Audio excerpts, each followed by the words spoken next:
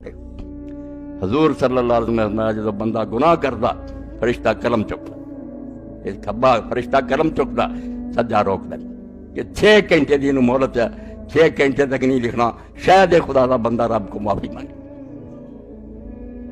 رب دے اس بیر اور کرم دا کوئی اندازہ کر سکتا؟ مالک پہلی غلطی تے پکڑے وہ دا حق بن، اگر پہلے اسے بھی سزا دے دے انصاف دی گل، کیوں جرم کیتا وہ مخلوق ہو، مگر کنا حوصلہ کہ پردہ رکھدا پہنا جی اسے ویلے کوڑ ہو جایا کرے جناح کرنے والے نوں جھوٹ بولنے والی زبان جڑی وہ خراب ہو جائے لوکاں دی ننگا ہو جائے، مگر عمر گزر جاندی گناہ کردیاں پردہ پوسی نہیں پتہ لگتا، کول بہن والا نوں نہیں پتہ لگتا کہ ساڈے دوست کی ہے ستار۔ اور حدیث پاک دے اندر آوندا دن قیامت دے نیڑے بلا کے اللہ پاک نے اپنے پردے چ لے جانا، جنہاں دا پیٹ رکھنا تے انہاں تے رحم کرنا، معافی دے ہی منگنی چاہیے۔ جے اداں ہو جائے پھر گناہگار بہت کچھ کما گیا، کن بالکل دامن تے لڑنا، کیا گل سن اے بھی گناہ تو کیتا بھی کیتا، بندے نوں بھول گئے ہونے ہیں، مگر جدوں دسنے حضور پاک صلی اللہ علیہ وسلم میں انہوں یہی نظر آنا بھی ہن اگے پیچھے سجے کھبے دوزخ، چھٹنے والا کوئی قصہ نہیں رہا، مینوں دے یاد کوئی نہیں، دفتر نکلائے تے پھر اللہ پاک فرمایا سارے میرے علم تے تینوں تد دسے بھی سمجھے نہ پتہ نہیں کہ دنیا 'چ ویکھ لا دا پتہ نہیں کسے بندے نے لگن دیتا۔ تے اج میں اپنے نبیاں اور فرشتیاں دے سامنے تینوں ذلیل نہیں کرنا چاہوندا، انہاں دے سامنے نہیں گل کیتی، تینوں علیحدہ دسیا تے پردہ رہن تا جا معاف کیتا اور بخشیا گیا، خوش خوش دوڑدا آؤ گا کہ اللہ نے میرے تے رحم کر۔ اور میں فرشتہ لکھن لگدا تے سجے پاسے والا لکھدا کہندا کہ نہیں اللہ دا حکم ہے کہ قصوروار نوں 6 گھنٹے مہلت دے، جے 6 گھنٹے جنے توبہ کر لی تے لکھن دی لوڑ کوئی، تے جے نہ باز آیا پھر ایک دا ایک لکھ دی۔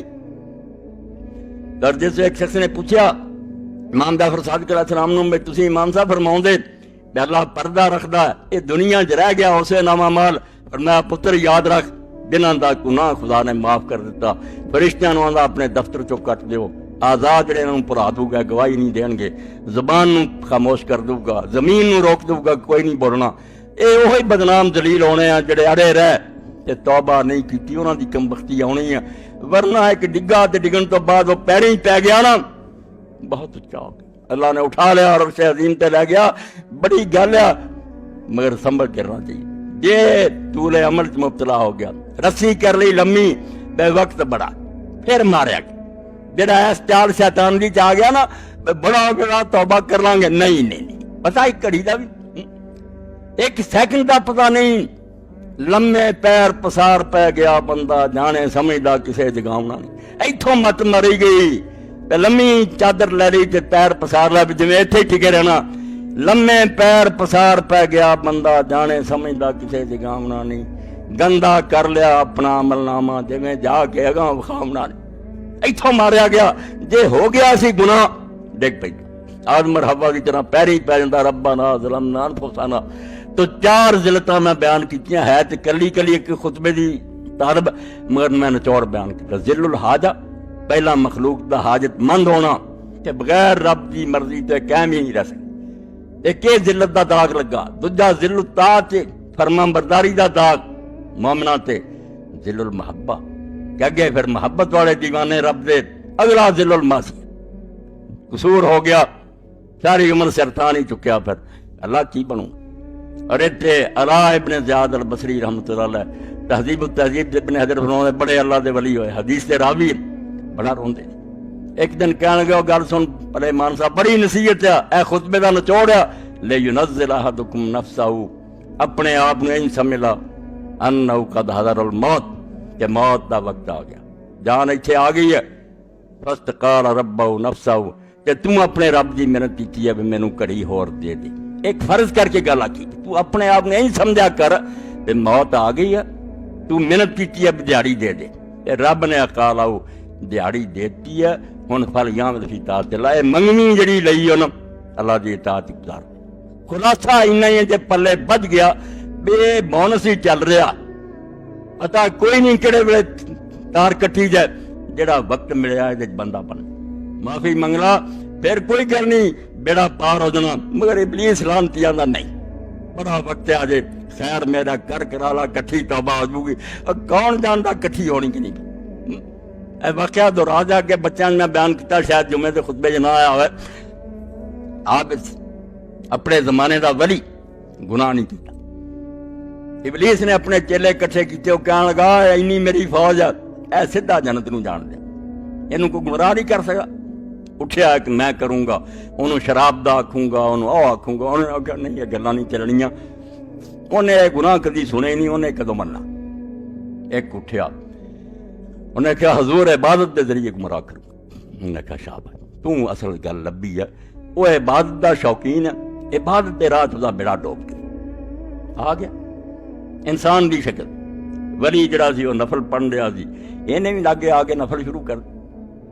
اور انہوں نفلاں تو شیطان اینا رویا، اینی آجزی کیتی کہ ولی نے بھی آخیا یار نماز تے میں بھی بڑی پڑھدا رہا، یہ تے بندہ حد ہو گئی ہے.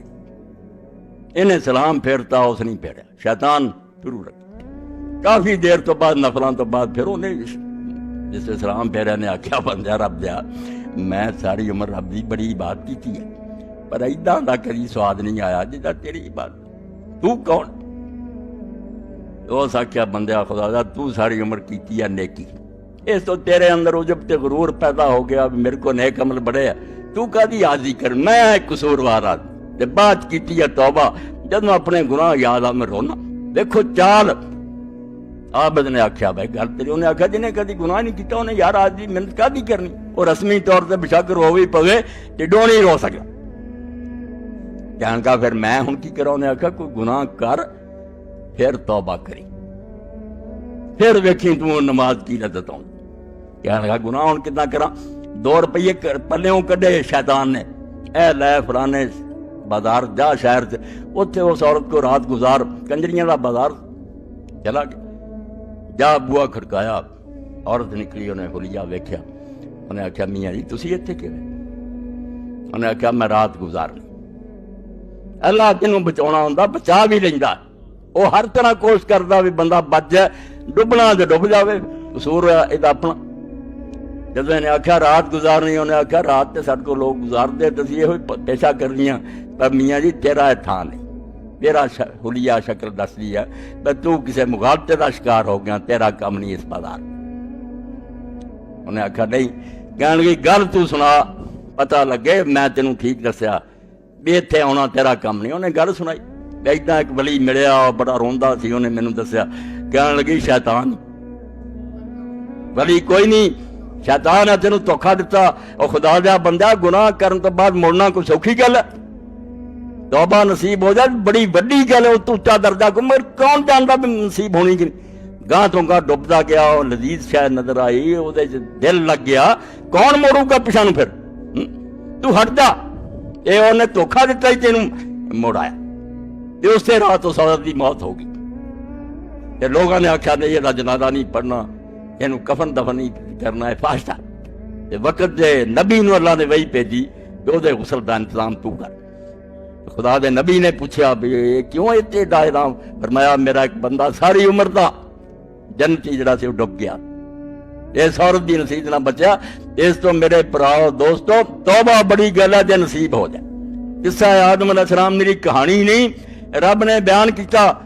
رستے دو، ایک تے ابلیس پہ گیا اکڑ گیا، ایک تے تہاڈا باپ پیا ڈگا ضرور ہے مگر ڈگا نہیں رہا، پھر پیریں ہی پہ گیا. ربنا ظلمنا انفسنا وَإِن لَّمْ تَغْفِرْ لَنَا وَتَرْحَمْنَا لَنَكُونَنَّ مِنَ الْخَاسِرِينَ. اللہ اپنا آپ تباہ کر بیٹھے ہیں، دے اور نہ بخشیں تے رحم نہ کرے تو ساڈا ٹھکانہ کوئی نہیں. اللہ پاک فرمایا پھر کڈا اچا بن گیا. آیت دا ہن صرف ترجمہ کردے ہیں جڑی سورہ طٰہٰ دی میں پڑھی سی. اللہ پاک نے آکھیا اے گل سنو، توبہ ادا نہ کوئی نہیں، توبہ توبہ توبہ دے وچ وہی کام شروع رکھو. اینوں توبہ کوئی نہیں آندا، ٹھٹھا نہ میرے نہ کریو، میں اگے نہ زیادہ سزا دوں گا. یہ بھی امام حسن بصری رحمۃ اللہ علیہ فرماؤں دے جڑا زبان نال کرے توبہ تے روے اس گناہ تے ڈٹیا، گل مستہزئ بربی، انہیں اپنے رب نو مخال کیتا، رب نہ ٹھٹھا کیتا، انہوں ایک چوٹ ماری ہے بلے میں کری بھی جانے یہ دی معافی کوئی نہیں. معافی ہو جڑا پھر بعد آن دا پکا ارادہ ہٹ گیا. ایک کہ اللہ نے 4 مرلے دس دے. سورہ سمجھو توبہ دی آیت اور آیت 82 وَإِنِّي لَغَفَّارٌ لِمَن تَابَ وآمن وعمل صالحا ثم اهتدى۔ اے قرآن دے برابر کوئی شے نہیں اللہ نے آسمان تو اتاری، یہ ایسا خزانہ بے دے موتی موکی نہیں سکتے۔ ایک قید ہی حل کرتا بھی کنہاں نوں میں بخشنا، کوئی نہ اپنے گھر بیٹھا ہی سمجھے بھی نہیں گناہ کیتا تو معافی منگ لی ہے۔ وَإِنِّي لَغَفَّارٌ، میں بہت بخشن ہار، وَإِنِّي لَغَفَّارٌ، میرے جنہ بخشن والا کوئی نہیں مگر انہوں نے لمن تابا، پہلی شرط ہے بھی اس کام تو بعد آ دے، چھڑ جائے مڑ کے نہ ادا نہ لے، واہ منا پھر اپنا ایمان اور عقیدہ درست کر لے، واہ میرا صالحن تے نیک کام پھر پوری زندگی کرے، ثم اہتدیٰ پھر اس ہدایت پہ قائم رہے، مڑ کے نہ تو پرتے۔ اے چار کام جس کی تے توبہ، ایمان، نیک عمل اور مڑ کے رائے راستے جمے رہنا، لغفار، پھر فکر والی بات کوئی نہیں، جنہیں مرضی لے کے آئیں میری رحمت تیرے گناہ تو بڑی ہے، بہت بڑی ہے۔ پھر مولانا احمد رضا خان بریلوی رحمۃ اللہ علیہ کی بات ٹھیک کیا، گناہ رضا کا حساب کیا، وہ اگرچہ لاکھوں سے ہیں سوا مگر اے کریم تیرے عفو کا نہ حساب ہے نہ شمار ہے۔ پھر یہی مسئلہ ہے، پھر کوئی نہیں اللہ دی رحمت کے سامنے گناہ مگر پائی جڑے آ رہے ہوں تے ایویں ٹھٹھے دے طور توبہ توبہ کردے رہو تے پھر اللہ دی پکڑ سخت ہے، پھر کوئی حامی اور مددگار نہیں ملنا۔ موت نافرمانی کی حالت میں کہیں نہ آ جائے تمہیں، وہ کوئی ضمانت تمہارے پاس نہیں ہے کہ تم کسی گناہ کا ارتکاب کر بھی چکو گے، پھر تمہیں توبہ کا وقت بھی مل جائے گا، پھر موت آئے گی، اس سے پہلے موت نہیں آ سکتی۔ اور کیا یہ ممکن نہیں ہے کہ کوئی شخص بدکاری کا ارتکاب کر رہا اور عین اسی فعل کے دوران موت آ جائے؟ اچھا، اب اگر آپ نے طے کر لیا نہیں مروں گا مگر حالت فرما برداری میں، تو اس کی ایک ہی شکل ہے، کوئی لمحہ بھی نافرمانی میں بسر نہ ہو، مبادا اسی لمحے موت آ جائے۔ ہر لمحے کا پہرا دیجئے، ہر ساتھ کی پوری حفاظت کیجئے، کہیں نافرمانی کا کوئی ارتکاب نہ ہو اور عین اس حالت میں کہیں موت نہ آ جائے۔ میں وہ حدیث آپ کو سنا چکا ہوں، لا یزنی الزانی حین یزنی وہو مومن، کوئی زانی حالت ایمان میں زنا نہیں کرتا، جب وہ زنا کر رہا ہوتا ایمان اس کے دل سے نکل کر اوپر سر پر منڈلاتا رہتا۔ کوئی چور حالت ایمان میں چوری نہیں کرتا، ولا یسرق السارق حین یسرق وہو مومن، کوئی شرابی حالت ایمان میں شراب نہیں پی سکتا، ولا یشرب الخمر حین یشرب وہو مومن۔ اگر ایمان بھی ہو دل میں اور یہ حرکات بھی ہو رہی ہو تو وہ ایمان 2 پیسے کا نہیں، 2 ٹکے کا نہیں، کیا اس ایمان کی قیمت ہے، کیا قدر و قیمت ہے اس کی؟ اب اگر عین اسی حالت کے اندر موت آ گئی تو یہ تو خلوع ایمان ہے، ایمان کا خالی ہو جانا ہے۔ یہ ہے وہ بات جو کہی گئی۔ اب یہ اسلام اور تقوی، ان دونوں کو یہاں نوٹ کر لیجئے۔ یا ایھا الذین آمنوا اتقوا اللہ حق تقاتہ ولا تموتن الا وانتم مسلمون۔ اے ایمان کے دعوے دارو، اللہ کا تقوی اختیار کرو جتنا کہ اس کے تقوی کا حق ہے، اور دیکھنا موت نہ آنے پائے مگر فرما برداری کی حالت۔ تم کھلے گناہوں سے بھی بچو اور چھپے گناہوں سے بھی۔ جو لوگ گناہ کا اکتساب کرتے ہیں وہ اپنی اس کمائی کا بدلہ پا کر رہیں گے۔ اگر تم ان بڑے بڑے گناہوں سے پرہیز کرتے رہو جن سے تمہیں منع کیا جا رہا ہے تو تمہاری چھوٹی موٹی برائیوں کو ہم تمہارے حساب سے ساقط کر دیں گے اور تم کو عزت کی جگہ داخل کریں گے۔ تو تمہاری چھوٹی موٹی برائیوں کو ہم تمہارے حساب سے ساقط کر دیں گے۔ یعنی ہم تنگ دل اور تنگ نظر نہیں ہیں کہ چھوٹی چھوٹی باتوں پر پکڑ کر اپنے بندوں کو سزا دیں۔ اگر تمہارا نامہ اعمال بڑے جرائم سے خالی ہو تو چھوٹی خطاؤں کو نظر انداز کر دیا جائے گا اور تم پر فرد جرم لگائی ہی نہ جائے گی۔ البتہ اگر بڑے جرائم کا ارتکاب کر کے آؤ گے تو پھر جو مقدمہ تم پر قائم کیا جائے گا اس میں چھوٹی خطائیں بھی گرفت میں آ جائیں گی۔ یہاں یہ سمجھ لینا چاہیے کہ بڑے گناہ اور چھوٹے گناہ میں اصولی فرق کیا ہے۔ جہاں تک میں نے قرآن اور سنت میں غور کیا ہے مجھے ایسا معلوم ہوتا ہے، واللہ عالم بالصواب، کہ 3 چیزیں ہیں جو کسی فعل کو بڑا گناہ بناتی ہیں۔ 1، کسی کی حق تلفی، خواہ وہ خدا ہو جس کا حق تلف کیا گیا ہے، یا والدین ہوں یا دوسرے انسان یا خود اپنا نفس۔ پھر جس کا حق جتنا زیادہ ہے اسی قدر اس کے حق کو تلف کرنا زیادہ بڑا گناہ ہے۔ اسی بنا پر گناہ کو ظلم بھی کہا جاتا ہے، اور اسی بنا پر شرک کو قرآن میں ظلم عظیم کہا گیا ہے۔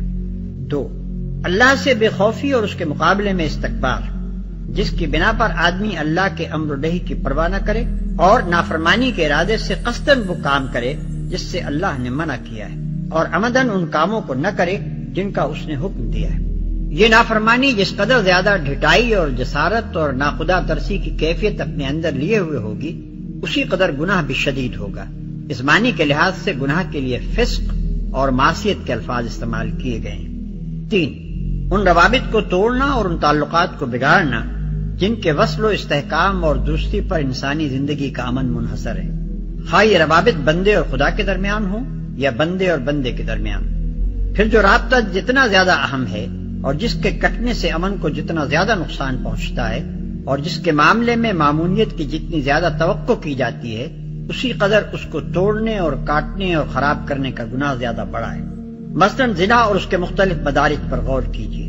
یہ فعل فی نفس ہی نظام تمدن کو خراب کرنے والا ہے، اس لیے بجائے خود ایک بڑا گناہ ہے، مگر اس کی مختلف صورتیں ایک دوسرے سے گناہ میں شدید تر ہیں۔ شادی شدہ آدمی کا زنا کرنا بن بیاہی کی بنسبت زیادہ سخت گناہ ہے۔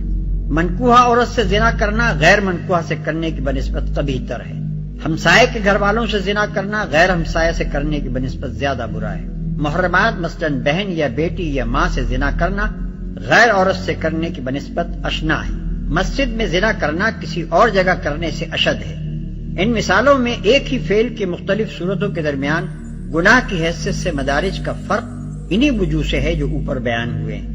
جہاں معمونیت کی توقع جس قدر زیادہ ہے، جہاں انسانی رابطہ جتنا زیادہ مستحق احترام ہے، اور جہاں اس رابطے کو قطع کرنا جس قدر زیادہ موجب فساد ہے، وہاں زنا کا ارتکاب اسی قدر زیادہ شدید گناہ ہے۔ اسی معنی کے لحاظ سے گناہ کے لیے فجور کی اصطلاح استعمال کی جاتی ہے۔ جو بڑے بڑے گناہوں اور کھلے کھلے قبیح افعال سے پرہیز کرتے ہیں، الا یہ کہ کچھ قصور ان سے سرزد ہو جائے۔ بلا شبہ تیرے رب کا دامن مغفرت بہت وسیع ہے۔ وہ تمہیں اس وقت سے خوب جانتا ہے جب اس نے زمین سے تمہیں پیدا کیا اور جب تم اپنی ماؤں کے پیٹوں میں ابھی جنین ہی تھے، بس اپنے نفس کی پاکی کے دعوے نہ کرو، وہی بہتر جانتا ہے کہ واقعی متقی کون ہے۔ قصور ان سے سرزد ہو جائے۔ اصل الفاظ ہیں الا اللمم۔ عربی زبان میں لمم کا لفظ کسی چیز کی تھوڑی سی مقدار یا اس کے خفیف سے اثر یا اس کے محض قرب یا اس کے ذرا سی دیر رہنے کے لیے استعمال کیا جاتا ہے۔ مثلا کہتے ہیں علما بالمکان، وہ شخص فلاں جگہ تھوڑی دیر ہی ٹھہرا یا تھوڑی دیر کے لیے ہی وہاں گیا۔ علما بالطعام، اس نے تھوڑا سا کھانا کھایا۔ بہی لممن، اس کا دماغ ذرا سا کھسکا ہوا ہے یا اس میں کچھ جنون کی لٹک ہے۔ یہ لفظ اس معنی میں بولتے ہیں کہ ایک شخص نے ایک فعل کا ارتکاب تو نہیں کیا مگر ارتکاب کے قریب تک پہنچ گیا۔ فرا کا قول ہے کہ میں نے عربوں کو اس طرح کے فقرے بولتے سنا ہے، ضربہ ما لمم القتل، فلاں شخص نے اسے اتنا مارا کہ بس مار ڈالنے کی کسر رہ گئی، اور علما یفعل، قریب تھا کہ فلاں شخص یہ فعل کر گزرتا۔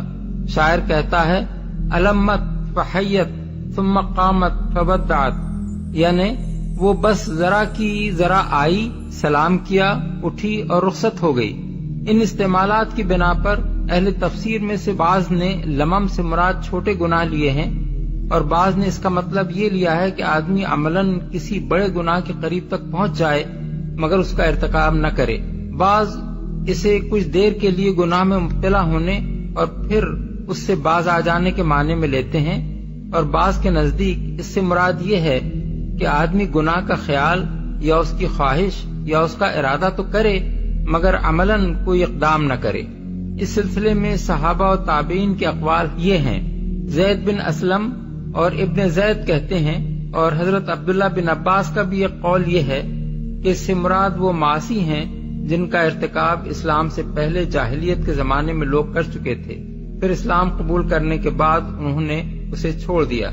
ابن عباس کا دوسرا قول یہ ہے، اور یہی حضرت ابو ہریرہ، حضرت عبداللہ بن عمر بن عاص مجاہد، حسن بصری اور ابو صالح کا قول بھی ہے کہ اس سے مراد آدمی کا کسی بڑے گناہ یا کسی فحش فعل میں کچھ دیر کے لیے یا احیاناً مبتلا ہو جانا اور پھر اسے چھوڑ دینا ہے۔ حضرت عبداللہ بن مسعود اور مسروق اور شعبی فرماتے ہیں، اور حضرت ابو ہریرہ اور حضرت عبداللہ بن عباس سے بھی معتبر روایات میں یہ قول منقول ہوا ہے کہ اس سے مراد آدمی کا کسی بڑے گناہ کے قریب تک پہنچ جانا اور اس کے ابتدائی مدارج تک طے کر گزرنا مگر آخری مرحلے پر پہنچ کر رک جانا ہے۔ مثلا کوئی شخص چوری کے لیے جائے مگر چرانے سے باز رہے، یا اجنبیہ سے اختلاط کرے مگر زنا کا اقدام نہ کرے۔ حضرت عبداللہ بن زبیر، اکرمہ، قتادہ اور ضحاک کہتے ہیں کہ اس سے مراد وہ چھوٹے چھوٹے گناہ ہیں جن کے لیے دنیا میں بھی کوئی سزا مقرر نہیں کی گئی ہے اور آخرت میں بھی جن پر عذاب دینے کی کوئی وعید نہیں فرمائی گئی ہے۔ سعید بن المسیب فرماتے ہیں کہ اس سے مراد ہے گناہ کا خیال دل میں آنا مگر عملاً اس کا ارتکاب نہ کرنا۔ یہ حضرات صحابہ و تابعین کی مختلف تفسیریں ہیں جو روایات میں منقول ہوئی ہیں۔ بعد کے مفسرین اور ائمہ و فقہا کی اکثریت اس بات کی قائل ہے کہ یہ آیت اور سورہ نساء کی آیت 31 صاف طور پر گناہوں کو دو بڑی اقسام پر تقسیم کرتی ہیں، ایک کبائر، دوسرے صغائر، اور یہ دونوں آیتیں انسان کو امید دلاتی ہیں کہ اگر وہ کبائر اور فواحش سے پرہیز کرے تو اللہ تعالیٰ صغائر سے درگزر فرمائے گا۔ اگرچہ بعض اکابر علماء نے یہ خیال بھی ظاہر کیا ہے کہ کوئی معصیت چھوٹی نہیں ہے بلکہ خدا کی معصیت بجائے خود کبیرہ ہے، لیکن جیسا کہ امام غزالی نے فرمایا ہے، کبائر اور صغائر کا فرق ایک ایسی چیز ہے جس سے انکار نہیں کیا جا سکتا، کیونکہ جن ذرائع معلومات سے احکام شریعت کا علم حاصل ہوتا ہے وہ سب اس کی نشاندہی کرتے ہیں۔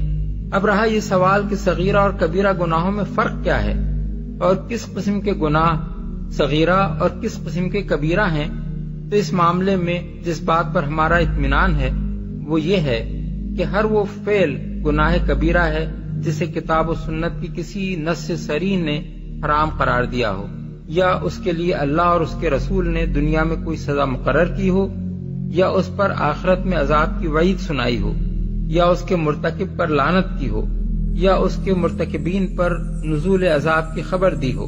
اس نوعیت کے گناہوں کے ماسوا جتنے افعال بھی شریعت کی نگاہ میں ناپسندیدہ ہیں وہ سب صغائر کی تعریف میں آتے ہیں۔ اسی طرح کبیرہ کی محض خواہش یا اس کا ارادہ بھی کبیرہ نہیں بلکہ صغیرہ ہے، حتیٰ کہ کسی بڑے گناہ کے ابتدائی مراحل طے کر جانا بھی اس وقت تک گناہ کبیرہ نہیں ہے جب تک آدمی اس کا ارتکاب نہ کر گزرے۔ البتہ گناہ صغیرہ بھی ایسی حالت میں کبیرہ ہو جاتا ہے جبکہ وہ دین کے استخفاف اور اللہ تعالیٰ کے مقابلے میں استکبار کے جذبے سے کیا جائے اور اس کا مرتکب اس شریعت کو کسی اعتنا کے لائق نہ سمجھے جس نے اسے ایک برائی قرار دیا ہے۔ دامن مغفرت بہت وسیع ہے، یعنی صغائر کے مرتکب کا معاف کر دیا جانا کچھ اس وجہ سے نہیں ہے کہ صغیرہ گناہ نہیں ہے، بلکہ اس کی وجہ یہ ہے کہ اللہ تعالیٰ اپنے بندوں کے ساتھ تنگ نظری اور خردگیری کا معاملہ نہیں فرماتا۔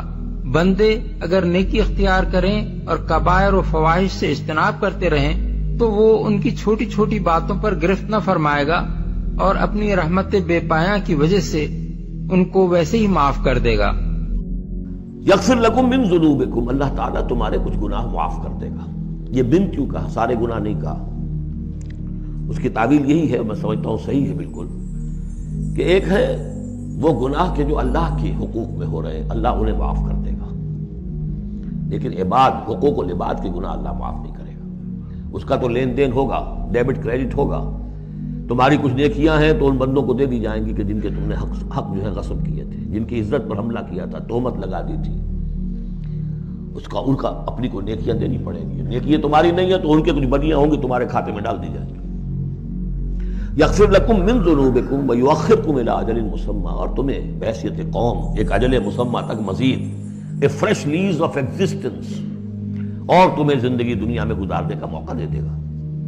ان اجل اللہ اذا جاء لا یؤخر، جان لو کہ جب اللہ کا مقرر کردہ وہ وقت آ گیا تو پھر اسے کوئی مؤخر نہیں کر سکے گا۔ لو کنتم تعلمون، کاش کہ تمہیں معلوم ہوتا۔ عرش الہی کے حامل فرشتے اور وہ جو عرش کے گرد و پیش حاضر رہتے ہیں سب اپنے رب کی حمد کے ساتھ اس کی تسبیح کر رہے ہیں۔ وہ اس پر ایمان رکھتے ہیں اور ایمان لانے والوں کے حق میں دعائے مغفرت کرتے ہیں۔ وہ کہتے ہیں اے ہمارے رب، تو اپنی رحمت اور اپنے علم کے ساتھ ہر چیز پر چھایا ہوا ہے، بس معاف کر دے اور عذاب دوزخ سے بچا لے ان لوگوں کو جنہوں نے توبہ کی ہے اور تیرا راستہ اختیار کر لیا ہے۔ پھر یہ جو فرمایا گیا کہ یہ ملائکہ اللہ تعالیٰ پر ایمان رکھتے ہیں اور ایمان لانے والوں کے حق میں دعائے مغفرت کرتے ہیں، اس سے یہ ظاہر ہوتا ہے کہ ایمان کا رشتہ ہی وہ اصل رشتہ ہے جس نے عرشیوں اور فرشیوں کو ملا کر ایک دوسرے کے ساتھ وابستہ کر دیا ہے، اور اسی تعلق کی وجہ سے عرش کے قریب رہنے والے فرشتوں کو زمین پر بسنے والے ان خاکی انسانوں سے دلچسپی پیدا ہوئی ہے جو انہی کی طرح اللہ پر ایمان رکھتے ہیں۔ فرشتوں کے اللہ پر ایمان رکھنے کا مطلب یہ نہیں ہے کہ وہ کفر کر سکتے تھے مگر انہوں نے اسے چھوڑ کر ایمان اختیار کیا، بلکہ اس کا مطلب یہ ہے کہ وہ اللہ وحدہ لا شریک ہی کا اقتدار مانتے ہیں، کوئی دوسری ہستی ایسی نہیں ہے جو انہیں حکم دینے والی ہو اور وہ اس کے آگے سر اطاعت جھکاتے ہوں۔ یہی مسلک جب ایمان لانے والے انسانوں نے بھی اختیار کر لیا تو اتنے بڑے اختلاف جنس اور بعد مقام کے باوجود ان کے اور فرشتوں کے درمیان ہم مشربی کا مضبوط تعلق قائم ہو گیا۔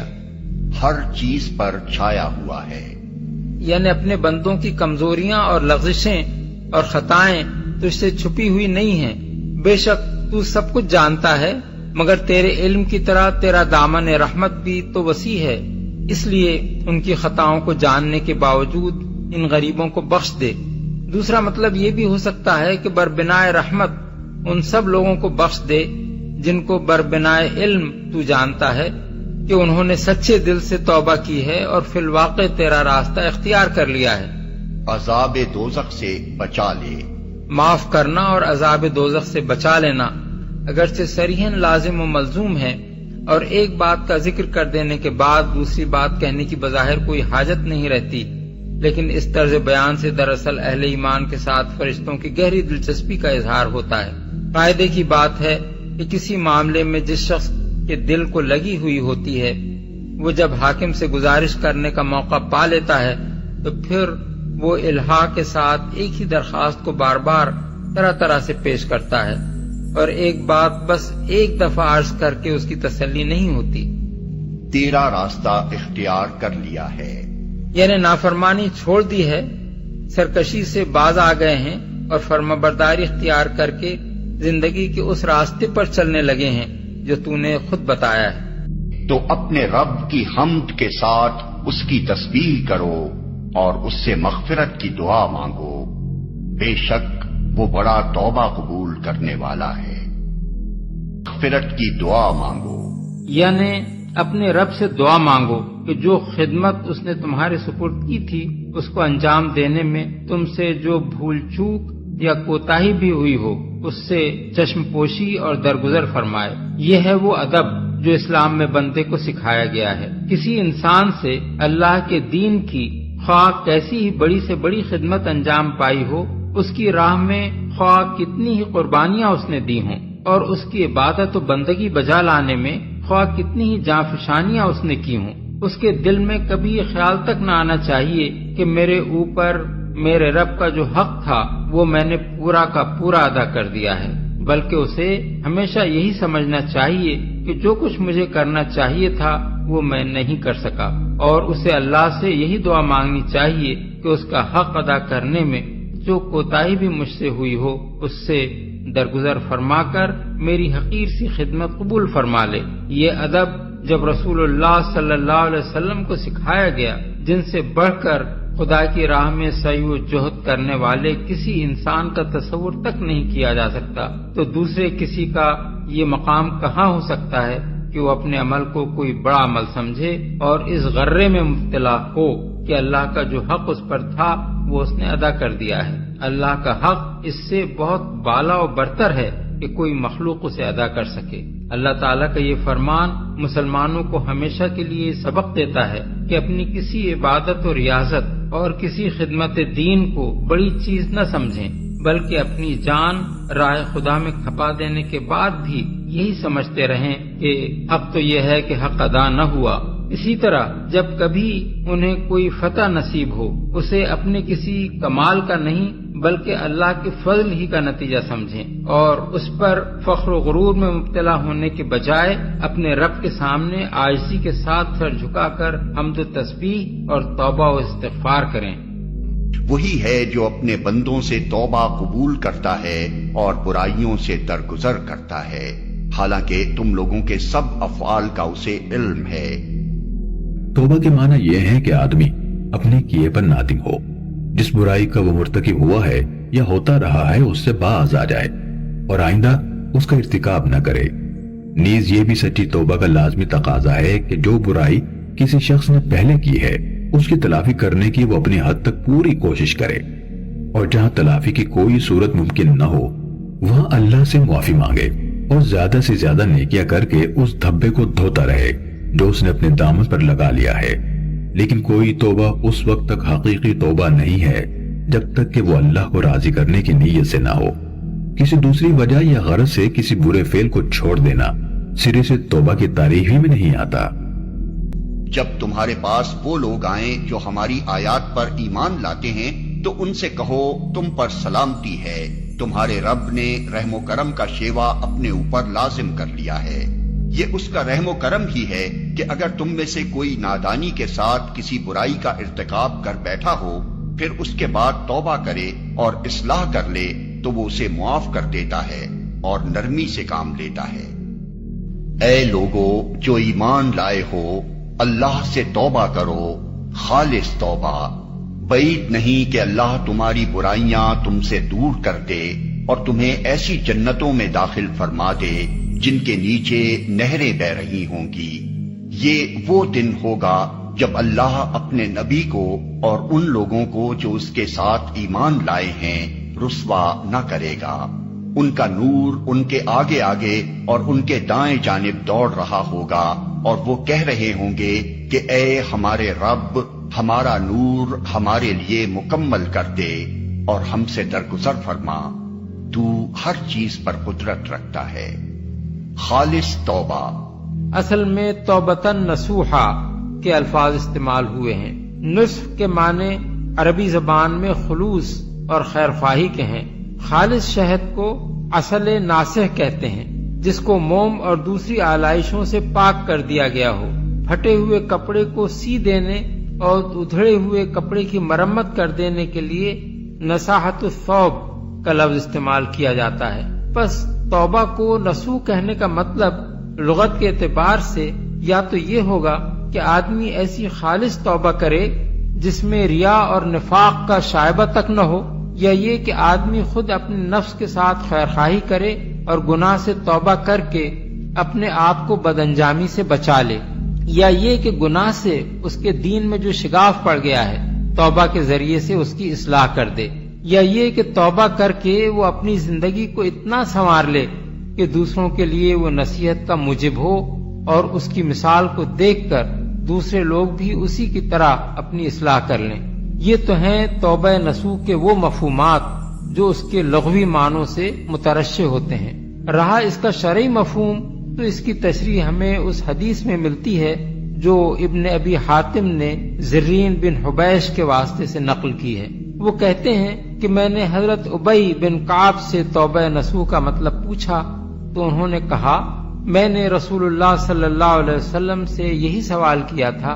آپ نے فرمایا اس سے مراد یہ ہے کہ جب تم سے کوئی قصور ہو جائے تو اپنے گناہ پر نادم ہو، پھر شرمندگی کے ساتھ اس پر اللہ سے استغفار کرو اور آئندہ کبھی اس فعل کا ارتکاب نہ کرو۔ یہی مطلب حضرت عمر، حضرت عبداللہ بن مسعود اور حضرت عبداللہ بن عباس سے بھی منقول ہے۔ اور ایک روایت میں حضرت عمر نے توبہ نصوح کی تعریف یہ بیان کی ہے کہ توبہ کے بعد آدمی گناہ کا اعادہ تو درکنار، اس کے ارتکاب کا ارادہ تک نہ کرے۔ بحوالہ ابن جریر۔ حضرت علی نے ایک مرتبہ ایک بدو کو جلدی جلدی توبہ اور استغفار کے الفاظ زبان سے ادا کرتے سنا تو فرمایا یہ توبۃ الکذابین ہے۔ اس نے پوچھا پھر صحیح توبہ کیا ہے؟ فرمایا اس کے ساتھ 6 چیزیں ہونی چاہیے۔ نمبر 1 جو کچھ ہو چکا ہے اس پر نادم ہو۔ 2 اپنے جن فرائض سے غفلت برتی ہو ان کو ادا کر۔ 3 جس کا حق مارا ہو اس کو واپس کر۔ 4 جس کو تکلیف پہنچائی ہو اس سے معافی مانگ۔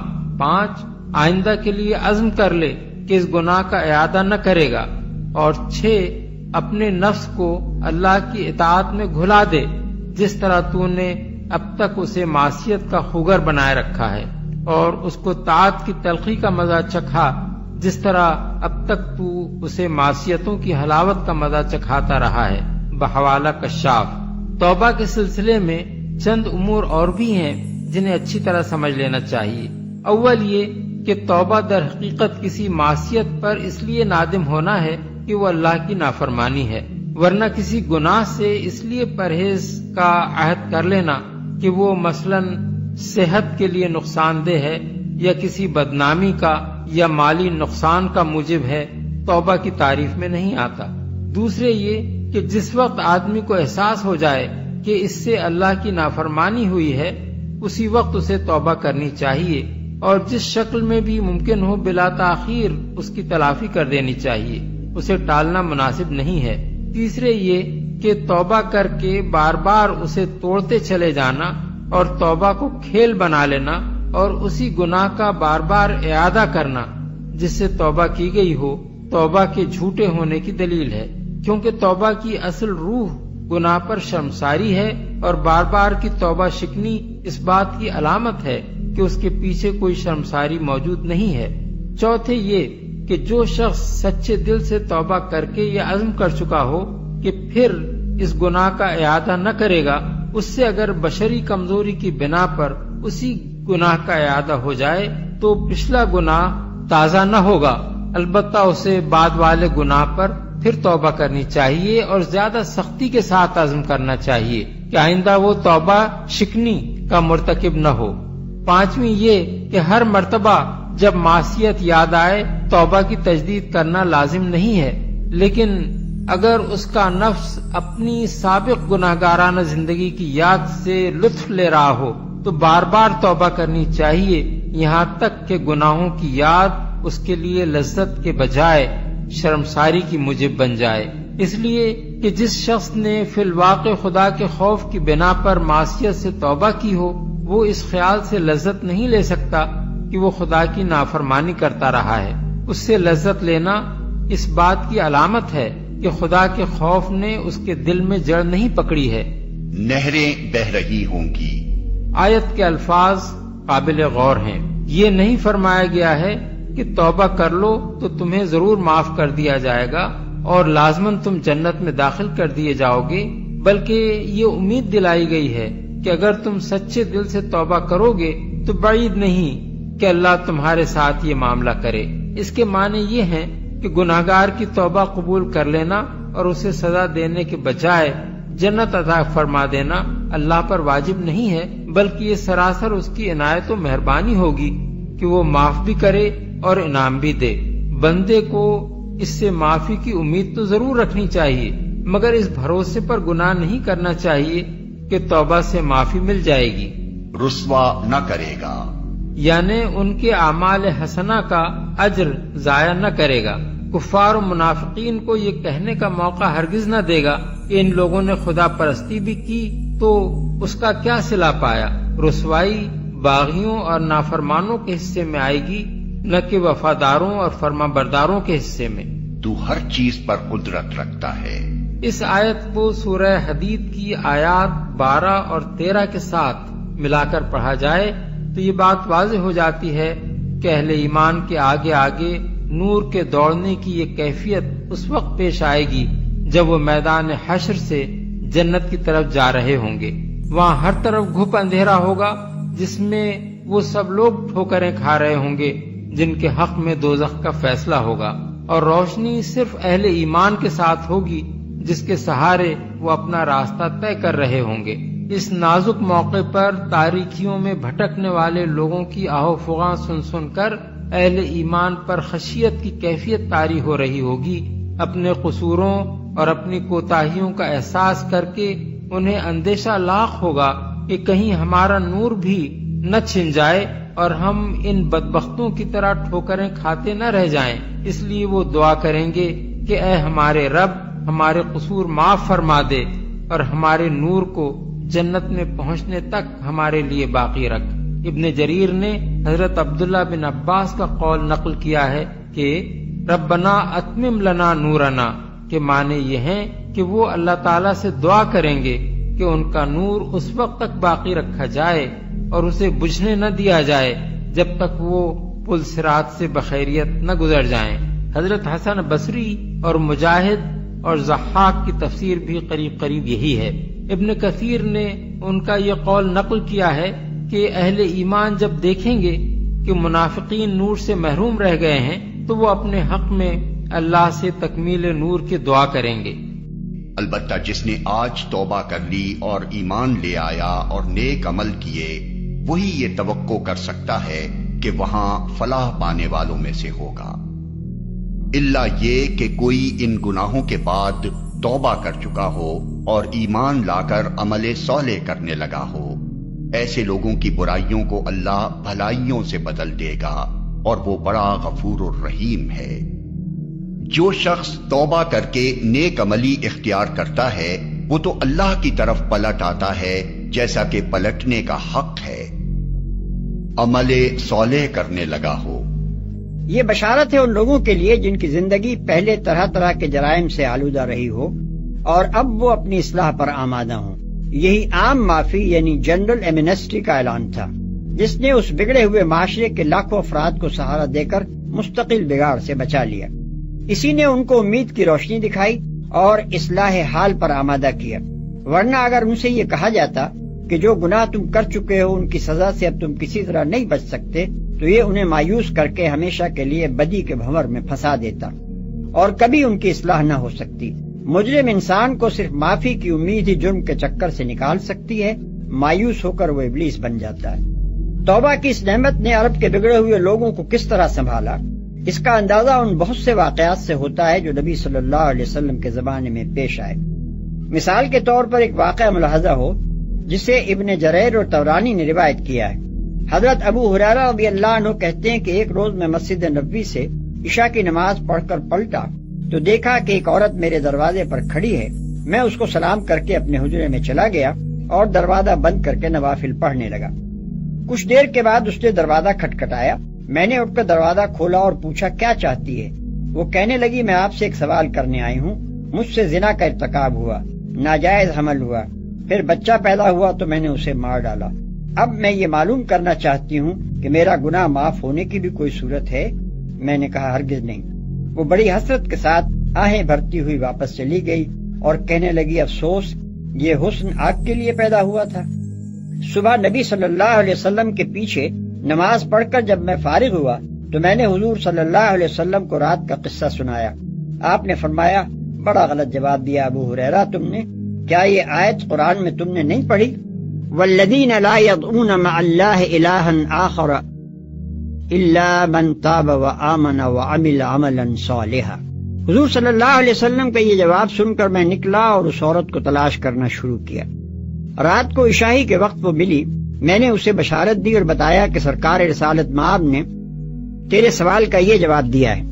وہ سنتے ہی سجدے میں گر گئی اور کہنے لگی شکر ہے اس خدائے پاک کا جس نے میرے لیے معافی کا دروازہ کھولا۔ پھر اس نے گناہ سے توبہ کی اور اپنی لونڈی کو اس کے بیٹے سمیت آزاد کر دیا۔ اس سے ملتا جلتا واقعہ احادیث میں ایک بڈھے کا آیا ہے جس نے آ کر حضور صلی اللہ علیہ وسلم سے عرض کیا تھا کہ یا رسول اللہ، ساری زندگی گناہوں میں گزری ہے، کوئی گناہ ایسا نہیں جس کا ارتکاب نہ کر چکا ہوں۔ اپنے گناہ تمام روئے زمین کے باشندوں پر بھی تقسیم کر دوں تو سب کو لے ڈوبے، کیا اب بھی میری معافی کی کوئی صورت ہے؟ فرمایا کیا تو نے اسلام قبول کر لیا ہے؟ اس نے عرض کیا میں گواہی دیتا ہوں کہ اللہ کے سوا کوئی معبود نہیں اور محمد صلی اللہ علیہ وسلم اللہ کے رسول ہیں۔ فرمایا جا، اللہ معاف کرنے والا اور تیری برائیوں کو بھلائی سے بدل دینے والا ہے۔ اس نے عرض کیا کیا میرے سارے جرم و قصور؟ فرمایا ہاں تیرے سارے جرم و قصور. ابن کثیر بحوالہ ابن ابی حاتم. اللہ بھلائیوں سے بدل دے گا. اس کے دو مطلب ہیں. ایک یہ کہ جب وہ توبہ کر لیں گے تو کفر کی زندگی میں جو برے افعال وہ پہلے کیا کرتے تھے ان کی جگہ اب طاعت اور ایمان کی زندگی میں اللہ تعالیٰ کی توفیق سے نیک افعال کرنے لگیں گے اور تمام برائیوں کی جگہ بھلائیاں لے لیں گی. دوسرے یہ کہ توبہ کے نتیجے میں صرف اتنا ہی نہ ہوگا کہ ان کے نامہ اعمال سے وہ تمام قصور کاٹ دیے جائیں گے جو انہوں نے کفر و گناہ کی زندگی میں کیے تھے، بلکہ ان کی جگہ ہر ایک کے نامہ اعمال میں یہ نیکی لکھ دی جائے گی کہ یہ وہ بندہ ہے جس نے بغاوت اور نافرمانی کو چھوڑ کر طاعت و فرما برداری اختیار کر لی. پھر جتنی بار بھی وہ اپنی سابقہ زندگی کے برے اعمال کو یاد کر کے نادم ہوا ہوگا اور اس نے اپنے خدا سے استغفار کیا ہوگا، اس کے حساب میں اتنی ہی نیکیاں لکھ دی جائیں گی، کیونکہ خطا پر شرمسار ہونا اور معافی مانگنا بجائے خود ایک نیکی ہے. اس طرح اس کے نامہ اعمال میں تمام پچھلی برائیوں کی جگہ بھلائیاں لے لیں گی اور اس کا انجام صرف سزا سے بچ جانے تک ہی محدود نہ رہے گا بلکہ وہ الٹا انعامات سے سرفراز ہوگا. جو شخص توبہ کر کے نیک عملی اختیار کرتا ہے وہ تو اللہ کی طرف پلٹ آتا ہے جیسا کہ پلٹنے کا حق ہے. یعنی فطرت کے اعتبار سے بھی بندے کا اصلی مرجع اسی کی بارگاہ ہے اور اخلاقی حیثیت سے بھی وہی ایک بارگاہ ہے جس کی طرف اسے پلٹنا چاہیے، اور نتیجے کے اعتبار سے بھی اس بارگاہ کی طرف پلٹنا مفید ہے، ورنہ کوئی دوسری جگہ ایسی نہیں ہے جدھر رجوع کر کے وہ سزا سے بچ سکے یا ثواب پا سکے.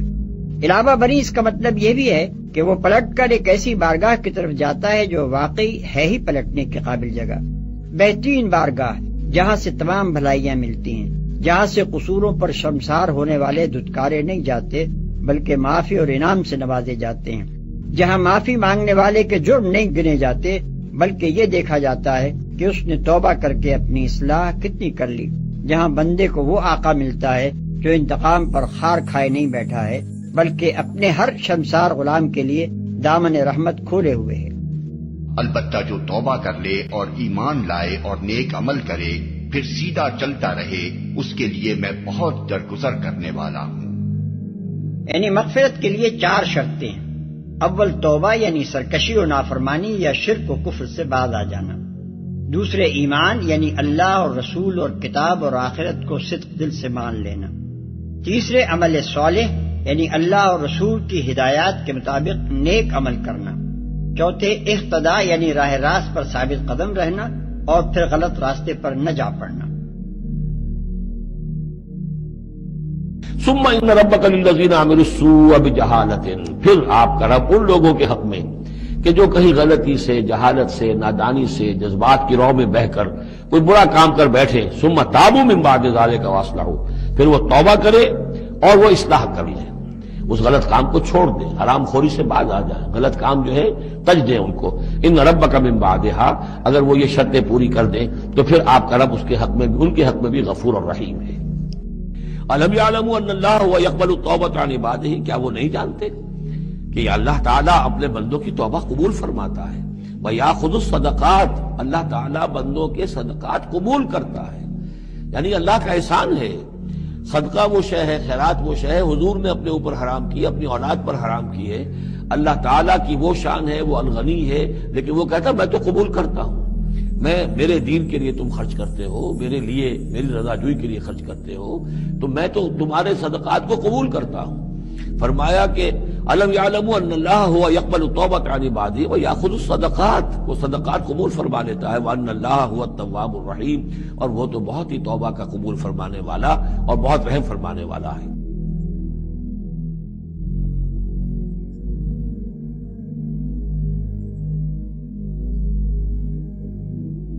ہاں یہ جان لو کہ اللہ پر توبہ کی قبولیت کا حق انہی لوگوں کے لیے ہے جو نادانی کی وجہ سے کوئی برا فعل کر گزرتے ہیں اور اس کے بعد جلدی ہی توبہ کر لیتے ہیں.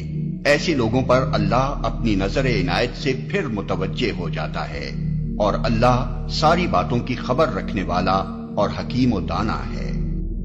مگر توبہ ان لوگوں کے لیے نہیں ہے جو برے کام کیے چلے جاتے ہیں یہاں تک کہ جب ان میں سے کسی کی موت کا وقت آ جاتا ہے اس وقت وہ کہتا ہے کہ اب میں نے توبہ کی. اور اسی طرح توبہ ان کے لیے بھی نہیں ہے جو مرتے دم تک کافر رہیں۔ ایسے لوگوں کے لیے تو ہم نے دردناک سزا تیار کر رکھی ہے۔ توبہ کے معنی پلٹنے اور رجوع کرنے کے ہیں۔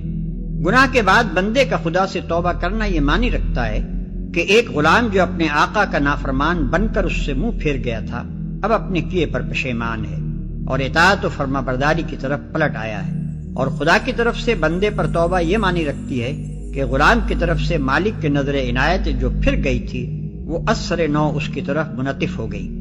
اللہ تعالیٰ اس آیت میں فرماتا ہے کہ میرے ہاں معافی صرف ان بندوں کے لیے ہے جو قصدن نہیں بلکہ نادانی کی بنا پر قصور کرتے ہیں، اور جب آنکھوں پر سے جہالت کا پردہ ہٹتا ہے تو شرمندہ ہو کر اپنے قصور کی معافی مانگ لیتے ہیں۔ ایسے بندے جب بھی اپنی غلطی پر نادم ہو کر اپنے آقا کی طرف پلٹیں گے، اس کا دروازہ کھلا پائیں گے کہ این درگہے ماں درگہے نومیدی نیست، 100 بار اگر توبہ شکستی بعد آ۔ ترجمہ: یہ میری درگاہ نا امیدی کی درگاہ نہیں ہے، اگر تو 100 بار بھی توبہ توڑ دے تو پھر میرے در پر آ۔ مگر توبہ ان کے لیے نہیں ہے جو اپنے خدا سے بے خوف اور بے پرواہ ہو کر تمام عمر گناہ پر گناہ کیے چلے جائیں اور پھر عین اس وقت جب کہ موت کا فرشتہ سامنے کھڑا ہو معافی مانگنے لگیں۔ اسی مضمون کو نبی صلی اللہ علیہ وسلم نے ان الفاظ میں بیان فرمایا ہے کہ اللہ بندے کی توبہ بس اسی وقت تک قبول کرتا ہے جب تک کہ آثار موت شروع نہ ہو، کیونکہ امتحان کی مہلت جب پوری ہو گئی اور کتاب زندگی ختم ہو چکی تو اب پلٹنے کا کون سا موقع ہے۔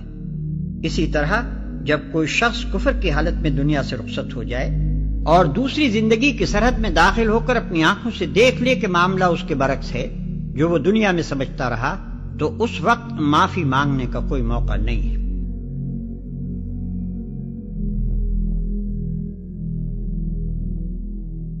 اور جن کا حال یہ ہے کہ اگر کبھی کوئی فحش کام ان سے سرزد ہو جاتا ہے یا کسی گناہ کا ارتکاب کر کے وہ اپنے اوپر ظلم کر بیٹھتے ہیں تو اللہ انہیں یاد آ جاتا ہے اور اس سے وہ اپنے قصوروں کی معافی چاہتے ہیں، کیونکہ اللہ کے سوا اور کون ہے جو گناہ معاف کر سکتا ہو، اور وہ دیدہ و دانستہ اپنے کیے پر اصرار نہیں کرتے۔ ایسے لوگوں کی جزا ان کے رب کے پاس یہ ہے کہ وہ ان کو معاف کر دے گا اور ایسے باغوں میں انہیں داخل کرے گا جن کے نیچے نہریں بہتی ہوں گی اور وہاں وہ ہمیشہ رہیں گے۔ گناہ معاف کرنے والا اور توبہ قبول کرنے والا ہے، سخت سزا دینے والا اور بڑا صاحب فضل ہے، کوئی معبود اس کے سوا نہیں، اسی کی طرف سب کو پلٹنا ہے۔ تیسری صفت یہ کہ وہ گناہ معاف کرنے والا ہے اور توبہ قبول کرنے والا ہے۔ یہ امید اور ترغیب دلانے والی صفت ہے جو اس غرض سے بیان کی گئی ہے کہ جو لوگ اب تک سرکشی کرتے رہے ہیں وہ مایوس نہ ہوں، بلکہ یہ سمجھتے ہوئے اپنی روش پر نظر ثانی کریں کہ اگر اب بھی وہ اس روش سے باز آ جائیں تو اللہ کے دامن رحمت میں جگہ پا سکتے ہیں۔ اس جگہ یہ بات سمجھ لینی چاہیے کہ گناہ معاف کرنا اور توبہ قبول کرنا لازماً ایک ہی چیز کے دو عنوان نہیں ہیں، بلکہ بسا اوقات توبہ کے بغیر بھی اللہ کے ہاں گناہوں کی معافی ہوتی رہتی ہے۔ مثلا ایک شخص خطائیں بھی کرتا رہتا ہے اور نیکیاں بھی، اور اس کی نیکیاں اس کی خطاؤں کے معاف ہونے کا ذریعہ بن جاتی ہیں، خواہ اسے ان خطاؤں پر توبہ و استغفار کرنے کا موقع نہ ملا ہو بلکہ وہ خود انہیں بھول بھی چکا ہو۔ اسی طرح ایک شخص پر دنیا میں جتنی بھی تکلیفیں اور مصیبتیں اور بیماریاں اور طرح طرح کے رنج و غم پہنچانے والی آفات آتی ہیں، وہ سب اس کی خطاؤں کا بدل بن جاتی ہیں۔ اسی بنا پر گناہوں کی معافی کا ذکر توبہ قبول کرنے سے الگ کیا گیا ہے، لیکن یاد رکھنا چاہیے کہ توبہ کے بغیر خطا بخشی کی یہ رعایت صرف اہل ایمان کے لیے ہے، اور اہل ایمان میں بھی صرف ان کے لیے جو سرکشی و بغاوت کے ہر جذبے سے خالی ہوں اور جن سے گناہوں کا صدور بشری کمزوری کی وجہ سے ہوا ہو، نہ کہ استکبار اور معصیت پر اصرار کی بنا پر۔ فتلقى آدم من ربه کلمات فتاب علیہ، تو سیکھ لیے، حاصل کر لیے آدم نے اپنے رب سے کچھ کلمات، تو اللہ نے ان کی توبہ قبول کر لی۔ اب اس کی وضاحت سورہ اعراف میں ہے۔ یہ تو چونکہ پس منظر میں وہ 2/3 قرآن موجود ہے، اس کی وضاحت کیا ہے کہ حضرت آدم میں سخت پشیمانی پیدا ہوئی ہے میں نے کیا کیا، مجھ سے خطا سرزد ہو گئی، اللہ کے حکم کی میں نے خلاف ورزی کی. لیکن ان کے پاس الفاظ نہیں تھے کن الفاظ میں اللہ سے استغفار کریں، کن الفاظ میں اللہ سے معافی چاہیں. اللہ کی رحمت یہ ہوئی کہ اللہ نے الفاظ انہیں خود تلقین فرما دی. یہ اللہ کی شان رحیمی ہے. اصل شے جو ہے وہ انسان کے اندر گناہ پر ندامت کا پیدا ہو جانا ہے، یہ اصل توبہ ہے. علامہ اقبال نے جو بڑی اپنی آغاز عنفوان شباب میں جو اشعار کہے تھے ان میں سے ایک شعر کو سن کر پھڑک اٹھے تھے اس وقت کے اساتذہ بھی. موتی سمجھ کے شان کریمی نے چن لیے قطرے جو تھے میرے عرق انفعال کے. انفعال کہتے ہیں شرمندگی کو. شرمندگی سے میری پیشانی پر جو پسینے کے قطرے نمودار ہو گئے، میرے پروردگار کو وہ اتنے عزیز ہوئے اس نے انہیں موتی کی طرح چن لیا. موتی سمجھ کے شان کریمی نے چن لیے قطرے جو تھے میرے عرق انفعال کے. تو فتلقى آدم من ربہ کلمات، ان پر پچھتاوا ہوا، ندامت ہوئی. اللہ نے انہیں الفاظ، وہ الفاظ کیا تھے وہ سورہ اعراف میں ہیں. ربنا ظلمنا انفسنا وان لم تغفر لنا وترحمنا لنكونن من الخاسرین. اے اللہ ہم نے اپنی جانوں پر ظلم کیا ہے اور اگر تو نے ہمیں بخش نہ دیا اور رحم نہ فرمایا تو ہم تو خسارہ والوں میں ہو جائیں گے، تباہ ہو جائیں گے، برباد ہو جائیں گے. یہی پر فوری تقابل موجود ہے. غلطی ابلیس سے بھی ہوئی، حکم سے سرتابی ہوئی، لیکن اس پر ندامت نہیں ہوئی، تکبر کی بنا پر اور اکڑ گیا، انا خیر منہ. غلطی آدم سے بھی ہوئی، نافرمانی ہوئی، لیکن اس پر پشیمان ہوئے اور توبہ کی. وہ شیطنت ہے، یہ آدمیت ہے، ورنہ کوئی انسان گناہ سے اور معصیت سے مبرہ نہیں ہے. حضور کی ایک حدیث ہے کل بنی آدم کلکم خطاؤون، کل بنی آدم خطاؤون وخیر الخطائین التوابون. آدم کے تمام اولاد، تمام انسان خطا کار ہیں. ان خطا کاروں میں بہتر وہ ہیں، اچھے وہ ہیں جو توبہ کرتے ہیں. تو یہاں حضرت آدم سے غلطی ہوئی، انہوں نے توبہ کی، پشیمانی ہوئی، ندامت ہوئی. اس نے کی اور اس پر جم گیا، اصرار کیا.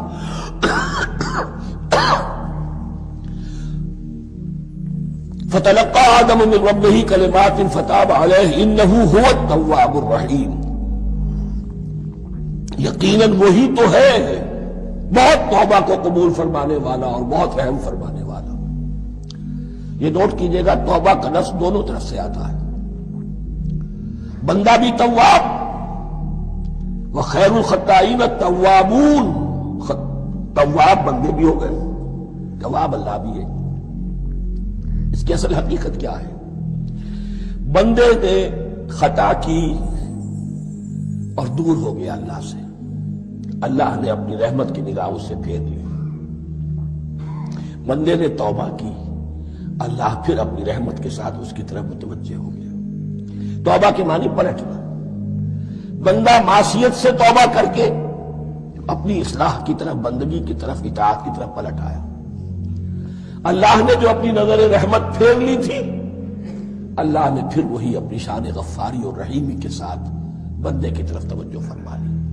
جس کے لیے حدیث میں الفاظ آتے ہیں تم اگر میری طرف بالشت بھراؤ گے میں ہاتھ بھراؤں گا، تم اگر چل کر آؤ گے میں دوڑ کر آؤں گا. ہم تو مائل بکرم ہے کوئی سائل ہی نہیں، راہ دکھلائیں کسے رہنم منزل ہی نہیں. وہ تو تواب ہے. بس فرق یہ ہے کہ تابا بندے کے لیے ہوگا تو الہ ہوگا، تابا الہ، انی تبت الیک. اور جب اللہ کی طرف سے ہوگا تابا علیہ، وہ اعلیٰ ہوگا، اس پر توبہ کی. یعنی اللہ کی بلند شان ہے تو انسان توبہ کرتا ہے تو اس کی طرف توبہ کرتا ہے. اللہ کی شان کیا ہے؟ وہ توبہ کرتا ہے تو بندے پر اعلیٰ. فتاب علیہ انہ